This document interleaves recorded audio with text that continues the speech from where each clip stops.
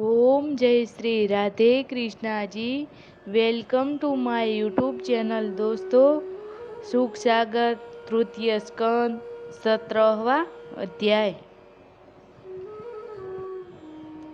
दीति के गर्भ से हिरण्याक्ष एवं हिरण्यकशिपु का जन्म होना और हिरण्याक्ष का बल घमंड। मैत्रेय ऋषि बोले, हे विदुर जी, सनकादिकों के चले जाने के बाद भगवान के द्वारपाल जय विजय अपने हृदय में शाप मुक्त होने की कामना के लिए श्री नारायण जी के आगे खड़े रहे।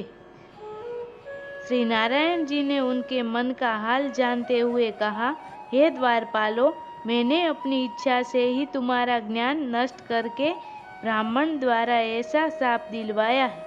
अन्यथा श्री सनंद कुमार जी के स्वभाव में क्रोध नहीं था। सनंद कुमार जी तुम्हें क्षमा करके 3 जन्मों बाद तुम्हारे उद्धार का उपाय कह गए हैं। इसीलिए तुमको राक्षस योनि में 3 बार जन्म लेकर मृत्युलोक में रहना पड़ेगा। उस समय तुम शत्रु भाव से मेरा ध्यान करना, तब मैं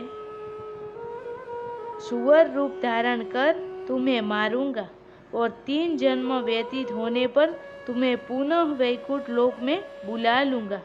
इतना कहकर श्री नारायण जी ने जय विजय को वैकुंठ लोक से नीचे गिरा दिया।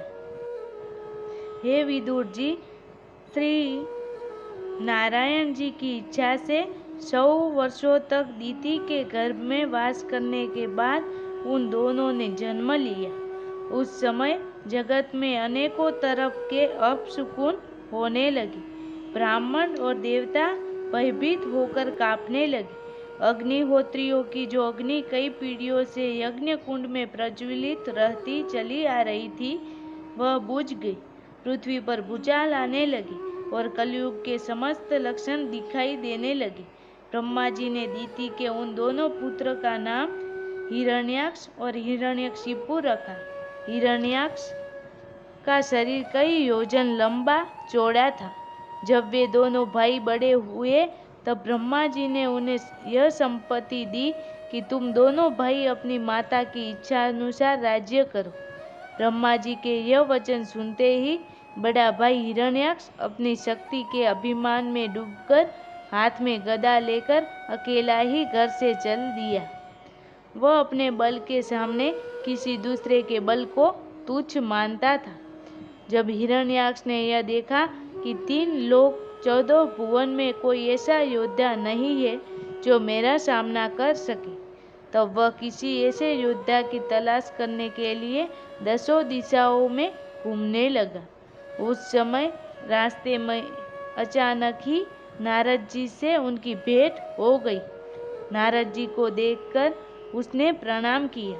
इसके बाद हंसते हुए बोला, हे देवर्षि, आप सभी जगह आते जाते रहते हैं, इसीलिए आप मुझको ऐसा योद्धा बतलाइए जो मुझसे संग्राम कर सके। अगर आप नहीं बताएंगे तो मैं आपको ही मार डालूंगा।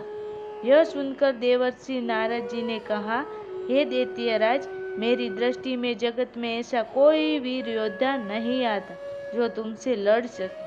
केवल एक श्री नारायण भगवान ही ऐसे हैं तुम्हारी अभिलाषा को पूर्ण कर सकेंगे।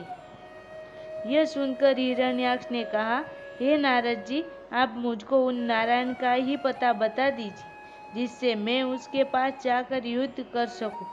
मैंने सुना है कि ब्राह्मण एवं तपस्वियों के घर में उनका निवास रहता है, परंतु ब्राह्मण और तपस्वियों को मेरे द्वारा अनेकों दुख देने पर भी वह मेरे डर के कारण अभी तक प्रकट नहीं हुआ है।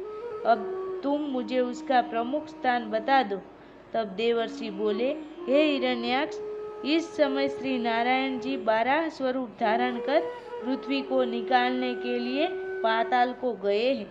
यदि तुमको उनसे युद्ध करने की अभिलाषा है तो तुम भी वह उनके पास चले जाओ, वे तुम्हारी इच्छा पूर्ण कर देंगे।